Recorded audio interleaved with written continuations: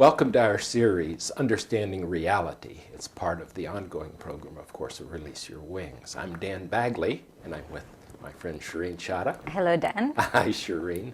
And today's topic is independence versus interdependence. That's a big topic, actually. It is a big topic. So start off where you'd like for it to begin. I was thinking that you can't go to either extreme.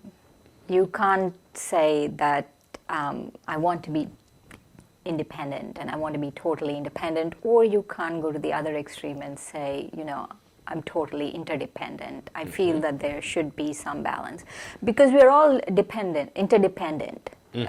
Absolutely. Interdependent, like we all use the same roads, we all use the same Fire department, police department, and it's important to have those social structures around us. But you're thinking more emotionally. Is that correct when you're saying yeah, and also I feel we can't be too interdependent either. Interdependent, I mean we can't just be two social creatures, including emotionally. Emotionally, that we are too dependent on our social network to keep us happy, to do all of those things. So if we started off as dependent as babies. And what I hear you saying is there's a certain dependency on God that permeates all these levels to independence and then to interdependence. Yes, so I was thinking about that actually, and I was thinking that the word child of God has a certain connotation with it, because of overuse and misuse and historical baggage and our own personal psychological baggage around those words. We feel that we cannot use them or we cannot access them, but they're powerful words. Just like a child when sees the wonder and magic of nature, I feel when we become children of God, we also see the wonder and magic of God. And I feel to keep that balance, we need to become children of God. To keep the balance between interdependence and independence, we need to become children of God. And that's at the emotional level, the relationship level. So as we're helping other people, for example, if we have an occupation, that's an interdependent game by definition. Is that correct? If we have an occupation, yes. But anything, no? Even if we don't have an occupation. Yeah, virtually everything has interdependence involved. Yes, everything has. But what I'm saying is we have to keep a balance. So what I'm hearing you say on this is the balance is important because it gets too easy to say, I don't need anybody, I'm independent. Right, yeah. Or we don't need to provide for someone. Yeah. And that's the interdependence. The other part of it, that you could go to one extreme and say, I'm not going to take care of my fellow citizen. Yeah. Or you can go to the other extreme and say, we take care of everyone. But there has to be a balance, I feel. You can't go to either of the extremes.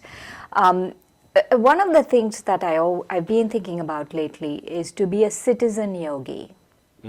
That I have to be a citizen and I have to be a yogi. A yogi is someone who is introspective, who spends a lot of time inward, but I'm also participating in society. Absolutely. And that is very important, to participate in society. So that when you're being the spiritual yogi or the yogi in the world, you're really coming back to the core of your power, which is coming from God, and then applying it to outside. Is that correct? Yes, that you take your sustenance from God. You take your sense of well-being, your power, your lightness, your love, your peace, all of that you take from God. There's several aspects to actually being a child of God. I feel for me, God is the ocean of love and the ocean of peace, and when I become a child, then what happens is then I'm a junior ocean of love. Right. I'm a junior ocean of peace, and I have the same spiritual DNA as God. Just like your children have your DNA I have Yeah. the spiritual DNA of God. And so once you start accepting this, once you start accepting being a child of God, then that balance between interdependent and independence really gets established. And it almost comes like an inheritance. There is this spiritual freedom that comes as being a child, an inheritance from the parent, and also what happens is that there is a sense of well-being that cannot be had just from being social creatures.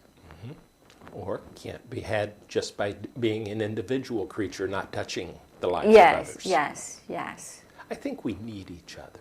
I Yes. think that's part of the thing that, because we are social animals. Yes.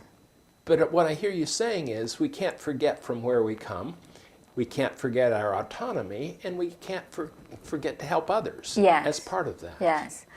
So this thought that came was that we have to be autonomous and we have to love. Good. Both. And so this autonomy and to be autonomous and to love. But to love without expectation, without selfish motive, which is a very high kind of love, really. I mean, practically speaking, when I talk these words and I'm thinking, really? But it is a very high kind of love. But I feel that it is possible when you take your sustenance from God. So help us out right now as we wrap this up. How about a small meditation Sure. that helps us feel that?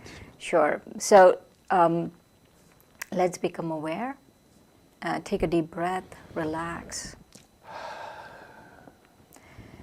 And let's become aware of ourselves as spiritual beings.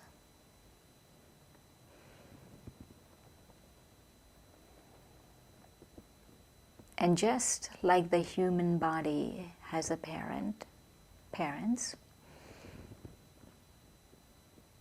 I, the soul, the spiritual being, have a spiritual parent. And that is the one, the higher power, God.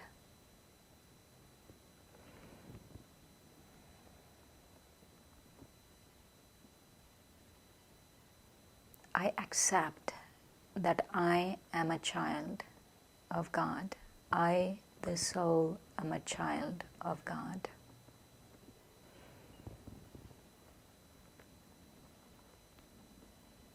And in this acceptance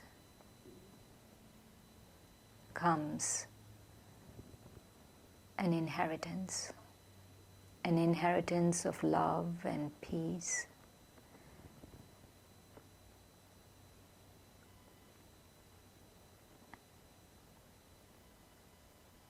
And I feel so full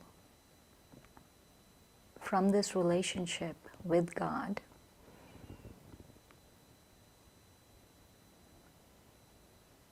that I can establish my independence and also be interdependent at the same time.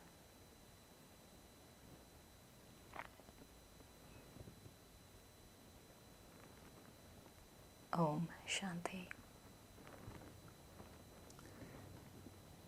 In that meditation, I suddenly had a picture of the Russian nesting dolls. And at the inside is our relationship with God, our soul connection. The next level out is the independence, and the next level out from that is the interdependence. But all of them fit together, and all of them work to each other's benefit in our own way. Thank you, Shireen. Thanks, Dan. Thank you for joining us. Goodbye.